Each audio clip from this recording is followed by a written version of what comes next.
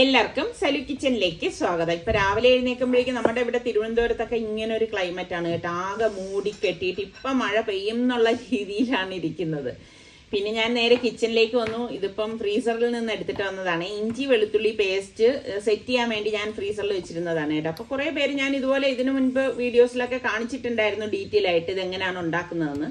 അപ്പോഴേക്ക് പറഞ്ഞിട്ടുണ്ടായിരുന്നു ഇത് ചീത്തായി പോകത്തില്ലേ, ഇത് പെട്ടെന്ന് കേടാവൂലേ എന്നൊക്കെ കുറേ പേരുടെ സംശയങ്ങളൊക്കെ ഉണ്ടായിരുന്നു. ഇതിപ്പോ ഞാൻ ഒരു കണക്ക് പറയുകയാണെങ്കിൽ 10-28 വർഷത്തിന് പുറത്തായി ഞാൻ ഇങ്ങനെ തന്നെ ചെയ്യുന്നത് കേട്ടോ. പിന്നെ യൂട്യൂബ് തുടങ്ങിയ ശേഷം ഇപ്പം എനിക്ക് തോന്നുന്നു 10 വർഷമായിട്ടുണ്ടാവും ഞാൻ ഈ ഇഞ്ചി വെളുത്തുള്ളി പേസ്റ്റ് എൻ്റെ വീഡിയോയിൽ ഞാൻ ഇട്ടിട്ടുണ്ടായിരുന്നു. ആ സമയത്ത് ഒരുപാട് യൂട്യൂബ് ക്രിയേറ്റേഴ്സ് ഒന്നും ഇല്ലായിരുന്നു. വളരെ വിരലിൽ എണ്ണാവുന്ന ആൾക്കാരെ നമ്മളുടെ മലയാളത്തിൽ തന്നെ ഉണ്ടായിരുന്നുള്ളൂ. അപ്പോൾ എനിക്ക് തോന്നുന്നു ഞാനാണ് ഫസ്റ്റ് ടൈം ഈ ഇഞ്ചി വെളുത്തുള്ളി പേസ്റ്റ് ഇട്ടതെന്നാണ് എൻ്റെ ഒരു ഓർമ്മ കേട്ടോ. അങ്ങനെ ഇപ്പം ഇത് സെറ്റ് ചെയ്തത് ഞാൻ ഒരു ബോട്ടിലാക്കി. ബാക്കി ഇനിയിപ്പോൾ ഉള്ളത് നമ്മൾ സിപ്പ് ലോക്ക് കവറിലാക്കിയിട്ട് വെക്കാണ് ചെയ്യണത് കേട്ടോ. അപ്പം ഇത് ഉണ്ടാക്കിയെടുക്കാൻ വളരെ എളുപ്പമാണ്. ഇഞ്ചിയും വെളുത്തുള്ളിയും സമം എടുത്ത ശേഷം നമ്മൾ അതിനെ അരച്ചെടുക്കും. നന്നായിട്ട് അരച്ചെടുത്തിട്ടാണ് ഇത് സെറ്റ് ചെയ്യാനായിട്ട് വെക്കണത്. പിന്നെ അരച്ചെടുക്കുമ്പം വെള്ളം ഒരുപാട് ഒഴിച്ചിട്ട് നമ്മൾ അരച്ചെടുക്കരുത് കേട്ടോ. അങ്ങനെ വന്നു കഴിഞ്ഞാൽ പിന്നെ അതിൻ്റെ ഒരു ഗുണമെല്ലാം നഷ്ടപ്പെടും. അല്ലാതെ ഇതിൽ വേറെ ഒന്നും ഞാൻ ചേർക്കത്തില്ല. ഈ ഒരു രീതിയിൽ തന്നെയാണ് തയ്യാറാക്കുന്നത്. പിന്നെ എല്ലാ കറികൾക്കും നമുക്കിപ്പം ഇഞ്ചി വെളുത്തുള്ളി പേസ്റ്റ് അല്ല, ചിലതൊക്കെ ഞാൻ പറയാറുണ്ട് ചതച്ച് തന്നെ ചേർക്കണം. അങ്ങനെയുള്ളതിന് ഞാൻ ചതച്ചിട്ട് ഉപയോഗിക്കും. ഇത് കുറേ നാൾ കേടാകാതിരിക്കും കേട്ടോ. നമ്മൾ സൂക്ഷിക്കുന്നത് പോലെ ഇരിക്കും ഇതിൻ്റെ കേടാകുന്നതിൻ്റെ ആ ഒരു കാലയളവെന്ന് പറയുന്നത്. അപ്പോൾ ഇതിൻ്റെ ക്രെഡിറ്റ് ആർക്കാണ് ഞാൻ കൊടുക്കണമെന്ന് വെച്ചാൽ, ഞങ്ങൾ സൗദിയിലായിരുന്നപ്പോഴേക്ക് തൊട്ടടുത്തൊരു ഹൈദരാബാദി ഭാബി ഉണ്ടായിരുന്നു കേട്ടോ. അപ്പം ഭാബിയുടെ നിന്നാണ് ഞാനിത് ഉണ്ടാക്കാനായിട്ട് പഠിച്ചത്. അപ്പോൾ ഭാബിക്ക് തന്നെയാണ് ഇതിൻ്റെ ക്രെഡിറ്റ് ഫുള്ളായിട്ട് ഞാൻ കൊടുക്കുന്നത് കേട്ടോ. എനിക്ക് വളരെ യൂസ്ഫുൾ ആയിട്ട് തോന്നിയ കാര്യമാണിത്. അപ്പോൾ അതുകൊണ്ടാണ് ഞാൻ അന്ന് ഇത് യൂട്യൂബിൽ ഷെയർ ചെയ്തത്. അതാ നമ്മളുടെ സനമോൾക്കാണെങ്കിലേ ഈ കാറ് വന്ന ശേഷം ഇങ്ങനെ ഓടിക്കാൻ ഭയങ്കര ഇഷ്ടം കേട്ടോ. അപ്പോൾ 1-2 പേര് എൻ്റെ അടുത്ത് കമൻറ്റ് ചെയ്തിട്ടുണ്ടായിരുന്നു, ഇത്ത കാറൊക്കെ കൊള്ളാം, ഇനിയിപ്പോൾ ഇത്തയുടെ മേശയും കസേരയും ഒക്കെ ഒരു വഴിക്കാവും, സ്ക്രാച്ച് വീഴും എന്നൊക്കെ പറഞ്ഞിട്ട്. ശരി തന്നെയാണ്, കാരണം കുഞ്ഞുങ്ങളല്ലേ, അവർക്ക് ഇതിനെക്കുറിച്ചൊന്നും അറിയത്തില്ല. അപ്പം താഴെയാണെങ്കിൽ ഇവൾക്ക് ഓടിച്ച് കളിക്കാനുള്ള സ്പേസ് ഇല്ലാത്തത് കൊണ്ട് ഇവിടെ ഈ ടെറസിൽ കൊണ്ടുവന്ന് കാർ വെച്ചിട്ട് ഇങ്ങനെ ഓടിച്ച് കളിപ്പിക്കുകയാണ് കേട്ടോ. അപ്പോൾ അവൾക്ക് ഭയങ്കര ഇഷ്ടപ്പെട്ട്. ഞാൻ പറഞ്ഞില്ലേ, ഇവൾക്ക് ഇങ്ങനെ ഡോള് ടോയ് ഇങ്ങനെയൊക്കെ ഉള്ള ഐറ്റംസിനെക്കാളും അവൾക്ക് ഇതുപോലെയൊക്കെ കളിക്കാനാണ് ഇഷ്ടമൊക്കെ കേട്ടോ. അപ്പോൾ അവൾ ഭയങ്കര സന്തോഷവതിയായിട്ട് ഇങ്ങനെ നിൽക്കുകയാണ്. അപ്പോഴേക്ക് ഇതാ ചെറുതായിട്ട് വെയിലൊക്കെ വന്ന് തുടങ്ങി. അപ്പം ഈ കുളിപ്പിച്ചിട്ടാണ് ആള് കളിക്കാനായിട്ട് വന്നത് കേട്ടോ. അപ്പം ഞാൻ പറയുന്നുണ്ട്, മോളെ മതി, ഇനി നമുക്ക് താഴേക്ക് പോവാം, കാരണം ഇനിയിപ്പോൾ കുളിപ്പിച്ച് കഴിഞ്ഞല്ലേ ഉള്ളൂ. അപ്പോൾ വെയിലൊക്കെ കൊള്ളുമ്പോൾ അല്ലെങ്കിൽ അസുഖം വരും എന്ന് പറയുമ്പോഴേ ഒരുവിധം അവളിങ്ങനെ കാറിൽ നിന്ന് വരാൻ തയ്യാറാകാത്തത് മാതിരി അവൾക്ക് വീണ്ടും കളിക്കണം എന്ന്. അപ്പോൾ പിള്ളേരുടെയൊക്കെ ഈ ഒരു സന്തോഷം കാണുമ്പോൾ ശരിക്കും പറഞ്ഞാൽ കണ്ടോണ്ടിരിക്കുന്നത് നമുക്ക് ഭയങ്കര സന്തോഷമാണ്. കണ്ട കാലാവസ്ഥ വെയിലൊക്കെ ഉണ്ടെങ്കിലും ഒരു മഴക്കാറാണ് കേട്ടോ. അപ്പം നിങ്ങളുടെ നാട്ടിലൊക്കെ എങ്ങനെയാണ്? നല്ല മഴയുണ്ടോ? ഞാൻ എപ്പോഴും പറയണ പോലെ തന്നെ പറയാണ്, നിങ്ങൾ മഴയുള്ള സ്ഥലവും ഒക്കെ പറയണം കേട്ടോ, നിങ്ങളുടെ നാട് എവിടെയാണെന്നും ഒക്കെ. ഇപ്പൊ കമന്റ്സ് വായിക്കുമ്പോ അപ്പോഴല്ലേ എനിക്ക് എല്ലാവർക്കും അറിയാൻ പറ്റത്തുള്ളൂ ഇത് എവിടെയാണെന്നുള്ളത്. സനബേബി മഴ കാണുവാണാ? സനബേബിക്ക് വാപ്പ ഫുഡ് കൊടുക്കുക അല്ലേ? വാപ്പ കൊടുത്ത സനബേബി ഫുഡ് കഴിക്കും.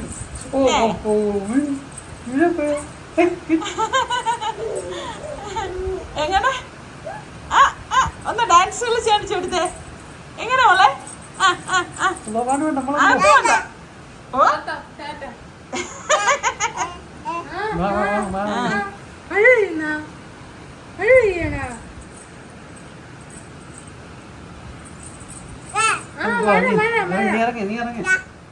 പിന്നെ ഞാൻ കിച്ചണിലേക്ക് വന്നു. പിന്നെ ബീഫ് ഉണ്ടായിരുന്നു, അപ്പോൾ അത് കഴുകി വൃത്തിയാക്കിയ ശേഷം അതിലേക്ക് 2 ടേബിൾ സ്പൂൺ മുളക് പൊടിയും 1 ടേബിൾ സ്പൂൺ മല്ലിപ്പൊടി, 1 ടീസ്പൂൺ മഞ്ഞൾപ്പൊടി, അതുപോലെ തന്നെ 1 ടീസ്പൂൺ ഗരം മസാല പൊടി, 1 ടീസ്പൂൺ കുരുമുളക് പൊടിയും, പിന്നെ നമുക്ക് പാകത്തിനുള്ള ഉപ്പ് ഇട്ട ശേഷം നമുക്കിനിയിപ്പം ഇതൊന്ന് കൈകൊണ്ട് ഞാനൊന്ന് മിക്സ് ചെയ്ത് കൊടുക്കാൻ കേട്ടോ. ഞാൻ മിക്കവാറും ബീഫൊക്കെ ഈ ഒരു രീതിയിൽ തന്നെയാണ് ഉണ്ടാക്കുന്നത്. പിന്നെ ഞാൻ പല വീഡിയോസിലും നമ്മൾ ഗൾഫിലായിരുന്ന കാര്യം പറയുമ്പോഴേക്ക് എൻ്റെ അടുത്ത് ഇതിലേക്ക് ഞാനിപ്പോൾ കുറച്ച് വെള്ളം കൂടി ഒന്ന് ഒഴിച്ചു കൊടുക്കാനേ, അടിയിൽ പിടിക്കാതിരിക്കാനാണ് ഞാൻ വെള്ളം ഒഴിച്ചിട്ട് ഇത് കുക്കർ മൂടി വെയിറ്റ് ഇട്ടിട്ട് ഇനിയിപ്പോൾ കുറച്ച് കറിവേപ്പിലയും കൂടി ഇതിലേക്ക് നമുക്കൊന്ന് ഇട്ട് കൊടുക്കാം കേട്ടോ. അപ്പോൾ നല്ല മണമായിരിക്കും.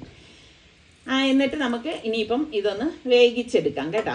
അപ്പം ഞാനിങ്ങനെ ഗൾഫിലെ കാര്യം പറയുമ്പോഴേക്ക് പറഞ്ഞ് എപ്പോഴും നിങ്ങൾ എല്ലാ വീഡിയോയിലും ഗൾഫിലെ കാര്യം പറയുമല്ലോ. ഇനിയിപ്പോൾ ഗൾഫിലെ കാര്യം നമ്മളിങ്ങനെ പറയാതെ പിന്നെ എനിക്കിപ്പം അമേരിക്കയിൽ പോയെന്ന് പറയാൻ പറ്റുമോ? അതൊന്നും പറ്റത്തില്ലല്ലോ. ഞാൻ ഗൾഫിലായിരുന്നു, അതുകൊണ്ട് അന്നത്തെ വിശേഷങ്ങളൊക്കെ ഷെയർ ചെയ്യുമ്പോൾ അങ്ങനെ പറയുന്നതാണ് കേട്ടോ. അപ്പം ആ ഉള്ളിയൊക്കെ ഞാനിവിടെ സ്ലൈസ് ചെയ്ത് എടുത്തിട്ടുണ്ട്. അപ്പം ഇതിനിപ്പോൾ വഴറ്റാൻ വേണ്ടിയിട്ടാണ് അങ്ങനെ ചെയ്തത് കേട്ടോ. ഞാൻ സാധാരണ ബീഫൊക്കെ ഒരു 4 വിസിൽ വരെ വേവിച്ചെടുക്കാറുള്ളൂ. അപ്പോൾ ആ ഒരു ടൈം ആകുമ്പോഴേക്കും 4 വിസിൽ കേട്ട് കഴിയുമ്പോഴേക്കും എൻ്റെ ബീഫൊക്കെ വെന്ത് കിട്ടും കേട്ടോ. അപ്പം കൊച്ചുള്ളിയും ഞാൻ ഇതുപോലെ ഒന്ന് സ്ലൈസറിലിട്ട് ഒന്ന് സ്ലൈസ് ചെയ്തെടുക്കുകയാണ് കേട്ടോ. അപ്പോൾ നമ്മൾ കൈകൊണ്ടാണ് അരിയുന്നതെങ്കിൽ ചെറുതായിട്ട് നീളത്തിനൊന്ന് അരിഞ്ഞെടുത്താൽ മതി കേട്ടോ. പിന്നെ ഇഞ്ചി വെളുത്തുള്ളി ചതച്ചത് വേണം. ഞാൻ നേരത്തെ പറഞ്ഞില്ലേ പേസ്റ്റ് ഉണ്ടാക്കിയപ്പോഴേക്ക് ചിലതിന് നമുക്ക് ഇങ്ങനെ ചതച്ചിട്ട് തന്നെ എടുക്കണം, എങ്കിലേ ടേസ്റ്റ് ഉണ്ടാവത്തുള്ളൂ എന്ന്. അപ്പം അതുകൊണ്ടാണ് ഇതിലേക്ക് നമ്മൾ ഇഞ്ചിയും വെളുത്തുള്ളിയും ഒന്ന് ചതച്ച് എടുക്കുന്നത്. അപ്പോൾ ഒരുപാട് ഇതിങ്ങനെ മഷി പോലെ ചതച്ചെടുക്കേണ്ട, ഈ ഒരു രീതിയിൽ ചതച്ചെടുത്താൽ മതിയാവും. ഇപ്പോൾ പാൻ അടുപ്പത്തേക്ക് വെച്ച് അതിലേക്ക് നമുക്ക് വെളിച്ചെണ്ണ ഒഴിച്ചു കൊടുക്കാം. വെളിച്ചെണ്ണ തന്നെ വേണം കേട്ടോ അതിൽ. എന്നിട്ട് നമുക്ക് കുറച്ച് പെരിഞ്ജീരകം, വലിയ ജീരകമില്ലേ, ഇട്ട് പൊട്ടിച്ച ശേഷം നമുക്ക് ഈ ഒരു സവാള സ്ലൈസ് ചെയ്തത് ഇട്ടിട്ട് ഒന്ന് വഴറ്റി കൊടുക്കാം. അപ്പം ഞാനൊരു 3 സവാളയാണ് സ്ലൈസ് ചെയ്തെടുത്തത് കേട്ടോ. എന്നിട്ട് ഇതുപോലെ ഒന്ന് ഇളക്കി കൊടുക്കുക. അപ്പം നിങ്ങൾ എത്രയാണോ ബീഫ് എടുക്കുന്നത് അതിനനുസരിച്ച് സവാളയുടെ അളവിൽ ഏറ്റക്കുറച്ചിൽ വരുത്തിയാൽ മതി കേട്ടോ. അപ്പം ഇതൊന്ന് വഴണ്ട് വരുന്ന സമയത്ത് നമുക്ക് ഈ ഇഞ്ചിയും വെളുത്തുള്ളിയും ചതച്ചതുണ്ടല്ലോ അത് ഇതിലേക്ക് ഇട്ട് കൊടുക്കാം. ഇട്ട് കൊടുത്തിട്ട് കുറച്ച് കറിവേപ്പിലയും കൂടി ഞാൻ ഇട്ട് കൊടുക്കുന്നുണ്ട് കേട്ടോ. എന്നിട്ട് നമുക്കത് ഇതുപോലെ ഒന്ന് വഴറ്റി കൊടുക്കാം. ഇത് നമുക്ക് പെട്ടെന്ന് റെഡിയാക്കി എടുക്കാൻ പറ്റുന്ന ഒരു ഐറ്റമാണ് കേട്ടോ. പിന്നെ ബീഫ് എന്ന് പറയുമ്പം ഇത് കാളയിറച്ചിയല്ല കേട്ടോ, പോത്തിറച്ചിയാണ് കേട്ടോ. സത്യം പറയാം, പോത്തിറച്ചിക്കാണ് ടേസ്റ്റ് കൂടുതൽ കേട്ടോ. കാളയിറച്ചിക്ക് അത്ര ടേസ്റ്റ് ഒന്നുമില്ല. പിന്നെ ഓരോരുത്തർക്കും ഓരോ ഇഷ്ടമാണല്ലോ. അപ്പോൾ ഇതൊക്കെ കഴിക്കുന്നവരിൽ നിങ്ങൾക്ക് പോത്തിറച്ചിയാണോ ഇഷ്ടം, അതേ കാളയിറച്ചിയാണോ ഇഷ്ടം? അപ്പോൾ നമ്മളുടെ ഈ ഉള്ളിയും ഇഞ്ചിയും വെളുത്തുള്ളിയും ഒക്കെ ഒന്ന് വഴണ്ടി വന്നപ്പോഴേക്ക് ഞാൻ ഇതിലേക്ക് 2 തക്കാളി അരിഞ്ഞത് ഇതുപോലെ ഇട്ട് കൊടുക്കാണ്. സാധാരണഗതിയിൽ ഞാൻ തക്കാളി അധികം ചേർക്കാറില്ല, ചിലപ്പോൾ തക്കാളിയേ ചേർക്കാറില്ല കേട്ടോ. അപ്പോൾ എൻ്റെ അടുത്ത് പലരും ചോദിക്കുക ഇതിലൊന്നും തക്കാളി വേണ്ടേന്ന് ചോദിക്കും. അപ്പം ഞാൻ മറുപടി കൊടുക്കും വേണ്ടാന്ന് പറയുമ്പോൾ അവർ പറയും അങ്ങനെ വന്നാൽ എങ്ങനെ കറി ശരിയാവും എന്നൊക്കെ ചോദിക്കാറുണ്ട്. അതും ശരിയാകും കേട്ടോ. എന്നിട്ട് ഞാനൊന്ന് മൂടി വെച്ച് കൊടുക്കുകയാണ്. അപ്പം സ്റ്റീമൊക്കെ പോയ ശേഷം നമുക്ക് കുക്കറൊന്ന് ഓപ്പൺ ചെയ്യാം കേട്ടോ. അപ്പോൾ ഇതാ കണ്ട കറക്റ്റ് അതിൽ നിന്ന് തന്നെ ചാറും കൂടി വന്നപ്പോഴേക്ക് കറക്റ്റ് പരുവായിട്ടുണ്ട്. ഇപ്പം ഇങ്ങനെ അധികം ഹൈറ്റ് ഇല്ലാത്തൊരു കുക്കർ ആയതുകൊണ്ടാണ് ഞാൻ ഇതിലേക്ക് കുറച്ച് വെള്ളം കൂടി ആദ്യം ആഡ് ചെയ്തത് കേട്ടോ. എന്നിട്ട് നമുക്ക് ഈ മസാല നല്ലതുപോലെ, അതായത് ഈ തക്കാളിയൊക്കെ ഉടഞ്ഞു വരുന്ന ആ ഒരു പരുവുണ്ടല്ലോ, അതാണ് അതിൻ്റെ ഒരു പരുവം. ഇതെല്ലാം നല്ലതുപോലെ ഒന്ന് അടിചേർത്ത് ഒന്ന് ഇളക്കിയെടുക്കണേ.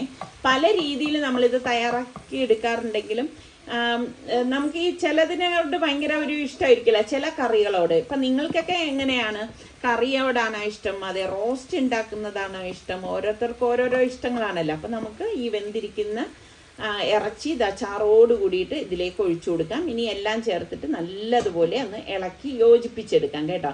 ഇവിടെ സുൽത്താൻ്റെ കാര്യം എടുത്തു കഴിഞ്ഞാൽ നമ്മളിത് ഉണ്ടാക്കുമ്പോഴേക്കും ഞാൻ പലപ്പോഴും പറഞ്ഞിട്ടുള്ളതാണ്, നല്ല ഡ്രൈ റോസ്റ്റ് ആണ് കേട്ടോ. കാരണം ഈ കഷ്ണങ്ങളൊക്കെ ഇങ്ങനെ കറുത്ത കളറിൽ വരത്തില്ലേ, അങ്ങനെ ആക്കി എടുക്കണം അവനെ. അപ്പം ഞാൻ എന്താണെന്ന് വെച്ചാൽ ഉരുളി എടുത്ത് വെച്ചിട്ട് അങ്ങനെ ആക്കി എടുക്കുകയാണ് ചെയ്യണത് കേട്ടോ. അപ്പം ഭയങ്കര ടേസ്റ്റാണ്. പിന്നെ അതീ പറഞ്ഞ മാതിരി ഭയങ്കര ഡ്രൈ ആയിട്ടിരിക്കും. അപ്പം ഇത് ചെയ്തൊക്കെ വന്നപ്പോഴേക്കും ഞാൻ വിചാരിച്ചു ഒരു സംഭവം കൂടി ഇതിലേക്കൊന്ന് ആഡ് ചെയ്യാം. അപ്പോൾ ഒരു പാൻ അടുപ്പത്തേക്ക് വെച്ച് വെളിച്ചെണ്ണ ഒഴിച്ചു, ഉലുവയിട്ട് പൊട്ടിച്ചു കൊടുത്തു. നമ്മൾ കൊച്ചുള്ളി ഞാൻ കുറച്ച് സ്ലൈസ് ചെയ്ത് മാറ്റി വെച്ചില്ലേ, ഒരു 10-12 കൊച്ചുള്ളി ഉണ്ട് കേട്ടോ, ഇത് വലുതാണ്. അപ്പോൾ ആ ഉള്ളിയിലേക്കിട്ട് കുറച്ച് കൊപ്ര ഉണ്ടല്ലോ, കൊപ്രയും കൂടി ഇട്ട് കുറച്ച് വലിയ കഷ്ണങ്ങളായിട്ടാണ് ഞാൻ മുറിച്ചിട്ടിരിക്കുന്നത്. പിന്നെ കുറച്ച് കറിവേപ്പിലയും കൂടി ഇട്ട് ഇനി നമുക്കിതൊന്ന് മൂപ്പിച്ചു കൊടുക്കാം. അപ്പോൾ ഈ കൊപ്രയും കൊച്ചുള്ളിയൊക്കെ ഇട്ട് വെളിച്ചെണ്ണയിൽ മൂപ്പിച്ചെടുക്കുമ്പോൾ നല്ല മണമായിരിക്കും കേട്ടോ. അപ്പോൾ കറിക്കാണെങ്കിൽ അടിപൊളി ടേസ്റ്റും ആയിരിക്കും കേട്ടോ. എന്നിട്ട് ഇതുപോലെ ഒന്ന് ഇളക്കി കൊടുക്കണം. അപ്പം ഞാൻ പെട്ടെന്നാണ് ഓർത്തത് റബ്ബയിലേക്ക് ഞാൻ വറ്റൽമുളക് ഇട്ടില്ലല്ലോ എന്നുള്ളത്. അപ്പം ഞാൻ ഇതിലേക്ക് 2 വറ്റൽമുളക് ഇതുപോലെ ഒന്ന് കട്ട് ചെയ്തിട്ട് കൊടുക്കുകയാണ് കേട്ടോ. ഇതൊക്കെ ഇടുമ്പോൾ ഭയങ്കര ടേസ്റ്റാണ് കേട്ടോ. ഇതിപ്പോൾ ഇങ്ങനെ ചെയ്തില്ലെങ്കിലും കുഴപ്പമൊന്നുമില്ല. പക്ഷെ നമ്മൾ ചിലതൊക്കെ ചില രീതിയിൽ ചെയ്യുമ്പോഴാണ് അതിൻ്റേതായ ടേസ്റ്റ് കിട്ടുന്നത് കേട്ടോ. ഇതിപ്പോൾ നമ്മളുടെ ബീഫ് റോസ്റ്റ് കണ്ട ചാറൊക്കെ വറ്റി നല്ല പെരണ്ട് വന്നിട്ടുണ്ട്. ഒരുപാട് ഞാൻ നേരത്തെ സുൽത്താന് വേണ്ടി ഉണ്ടാക്കുന്നത് പോലൊന്നും റെഡിയാക്കിയിട്ടില്ല. ഈ ഒരു രീതിയിലാണ് ഇപ്പം ഇത് റെഡിയാക്കിയിരിക്കുന്നത്. പിന്നെ മറ്റേത് രീതിയിലാക്കുമ്പോൾ ഞാൻ തക്കാളി ചേർക്കാറേ ഇല്ല കേട്ടോ. അപ്പം നിങ്ങളൊക്കെ തക്കാളിയോട് പ്രിയമുള്ള എത്ര പേരുണ്ട് പറയും കേട്ടോ. എനിക്കാണെങ്കിൽ തക്കാളി അധികം ഒരു കറികൾക്കും അധികം ചേർക്കുന്നത് എനിക്കിഷ്ടമേ ഇല്ല. തക്കാളിയുടെ ഉപയോഗം എനിക്ക് വളരെ കുറവാണ് കേട്ടോ. അപ്പോൾ ഇത് ഈ ഒരു പരുവത്തിൽ വരണം, നല്ല അതായത് ആ ഉള്ളിയൊക്കെ നല്ല റോസ്റ്റ് ആയിട്ട് വരണം കേട്ടോ. ആ സമയത്ത് നമുക്ക് ഇത് ഇപ്പം നമ്മളുടെ ബീഫ് റോസ്റ്റിലേക്ക് ഇട്ട് കൊടുക്കാം. ഇട്ട് കൊടുത്ത ശേഷം നമുക്കിതൊന്ന് ഇളക്കിയിട്ട് സെർവ് ചെയ്ത് കൊടുത്താൽ മതി കേട്ടോ. അടിപൊളി മണമാണ്. ഇതിപ്പോൾ നമുക്ക് അപ്പത്തിൻ്റെ കൂടെയും ചപ്പാത്തിയുടെ കൂടെയും അതല്ലെങ്കിൽ നെയ്ച്ചോറിൻ്റെ കൂടെ ഒക്കെ കഴിക്കാൻ പറ്റിയ ഒരു ഐറ്റം തന്നെയാണ്. അപ്പം ഞാൻ ഉണ്ടാക്കുമ്പം ഇതിപ്പം ഒരു നേരത്തേക്കല്ല കേട്ടോ ഉണ്ടാക്കുന്നത്. അപ്പം ആവശ്യമുള്ളത് എടുത്ത ശേഷം ബാക്കി പിന്നെ ഞാൻ രാത്രിയോ അതല്ലെങ്കിൽ തണുത്ത ശേഷം അതിനെ ഫ്രിഡ്ജിലേക്ക് മാറ്റും. പിന്നെ ചിലപ്പോൾ പിറ്റേ ദിവസമായിരിക്കും എടുക്കുന്നത് കേട്ടോ. ചിലപ്പം ആരെങ്കിലും ഗസ്റ്റ് ഉണ്ടെങ്കിൽ അങ്ങനെയും എടുക്കും. അപ്പോൾ ഇതാണ് നമ്മളുടെ ബീഫ് റോസ്റ്റ്. അപ്പോൾ ഇത് അപ്പത്തിൻ്റെ കൂടെയാണ് ഇന്നിപ്പം ഞാൻ സെർവ് ചെയ്യണതേ. അപ്പം ഞാൻ നോക്കിയപ്പോഴേക്കുണ്ട് നല്ല വെയിൽ കേട്ടോ.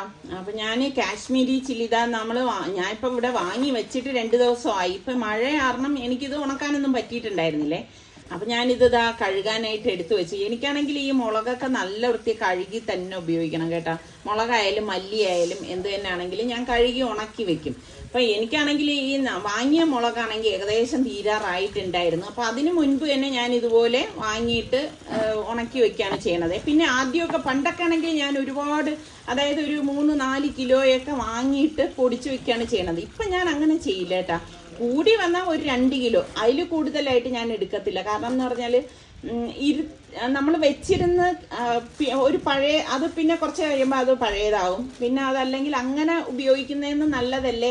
നമുക്ക് ഇതിപ്പോൾ ജോലി കൂടുതലാണ്. കാരണം നമ്മൾ ഇപ്പം തീരുന്ന അനുസരിച്ച് ഇതുപോലെ വാങ്ങി വീണ്ടും കഴുകി ഉണക്കിയൊക്കെ എടുക്കണമല്ലോ.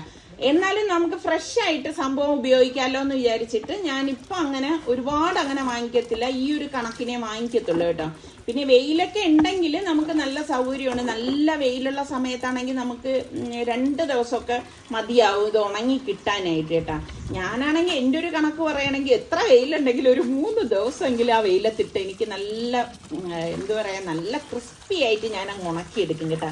അപ്പോൾ ഈ കാശ്മീരി ചില്ലി ഉപയോഗിക്കണ എത്രയുണ്ട്. ഞാൻ ഈ ഒരു മുളക് മാത്രമേ ഉപയോഗിക്കാറുള്ളൂ. മറ്റ് എരിവുള്ള മുളകൊന്നും ഇവിടെ ഉപയോഗിക്കത്തില്ല. ടെൻസർക്കാർക്കും മക്കൾക്കും ഒന്നും ആ എരിവ് പറ്റത്തില്ല. അതുകൊണ്ട് ഇത് മാത്രമേ ഉപയോഗിക്കത്തുള്ളൂ. അപ്പം ഈ ഉണക്കുന്ന തുണി എന്താണെന്ന് വെച്ചാൽ ഈ മുളകിട്ട് കറ പിടിക്കുന്നതാണ് കേട്ടോ. ഇത് ഞാൻ ഉണക്കി കഴിഞ്ഞ് വാഷ് ചെയ്ത് വെച്ചിരുന്ന തുണിയാണ് കേട്ടോ. അപ്പം അല്ലാതെ ഇത് അഴുക്കൊന്നുമല്ല. എന്നിട്ട് ഇതുപോലെ ഉണക്കുന്ന നേരം എടുക്കും. ഇതിപ്പം ഉണക്ക് കഴിഞ്ഞ് കഴിയുമ്പോഴും വീണ്ടും ഈ തുണി അങ്ങ് വാഷ് ചെയ്ത് മടക്കി മാറ്റി വെക്കും.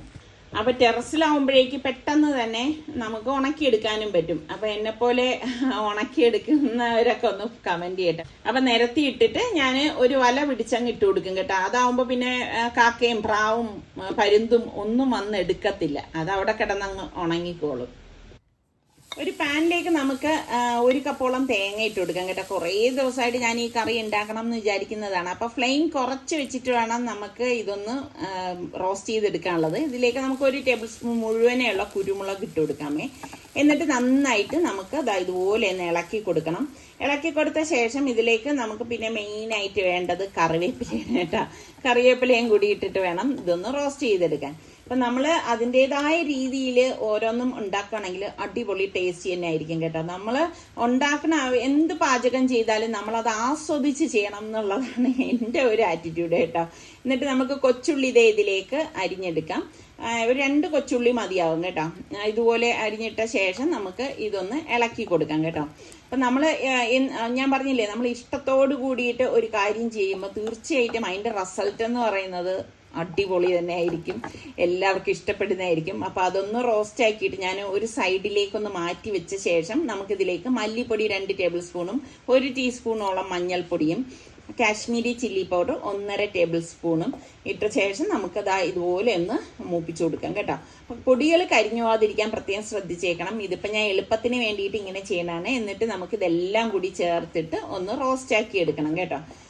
ഇനിയിപ്പോൾ ഇത് നല്ലതുപോലെ ഒന്ന് റോസ്റ്റായി വരണം. ഒന്ന് കറക്കും വരെ റോസ്റ്റ് ചെയ്ത് ഞാൻ എടുക്കാറില്ല കേട്ടോ. ഞാൻ ഈ ഒരു പരുവത്തിലാണ് റോസ്റ്റ് ചെയ്ത് എടുക്കുന്നത്. ഓരോരുത്തർക്കും ഓരോരോ രീതികളല്ലേ. അപ്പം ഞാൻ മീൻ എനിക്കിവിടെ തൊലിയും അതുപോലെ തന്നെ നെയ്മീനും ഉണ്ടായിരുന്നു. അപ്പം ഞാൻ മസാല പുരട്ടി മാറ്റി വെച്ച് പൊരിക്കാൻ വേണ്ടിയിട്ടാണ് കേട്ടോ. അപ്പോൾ കൊച്ചുള്ളിയാണ് ഞാനിവിടെ എടുത്തിരിക്കുന്നത്. ഏകദേശം 1 കപ്പോളം കൊച്ചുള്ളി എടുത്തിട്ടുണ്ട്. അതിതാ ഇപ്പം അത്യാവശ്യം വലിപ്പമുള്ള ഉള്ളി ഇതിൻ്റെ ഇടയിൽ ഉണ്ടായിരുന്നു. അപ്പോൾ അതുപോലെ ഒന്ന് നീളത്തിന് അരിഞ്ഞെടുക്കണേ കേട്ടോ.